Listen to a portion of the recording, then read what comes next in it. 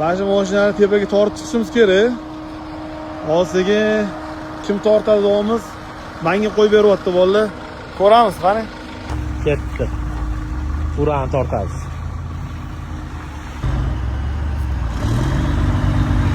Давай, bosi.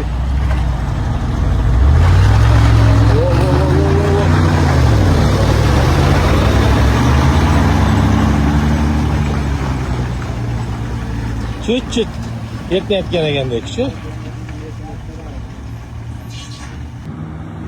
Mana Gelik G63 burani tortib ketyapti.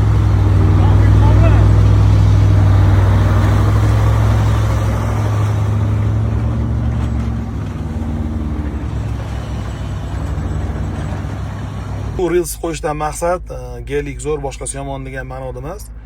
Qiziq holat bo'ldi.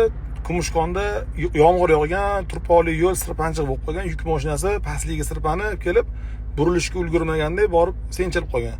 Orqaga ham yura olmagan, chapga ham chiqib keta olmagan. Keyin majbur bo'ldik oldiga o'tib, u mashinani olib chiqib yo'l ochishga va shu holatda orqada Nissan Patrol bilan Lexus turuvdi.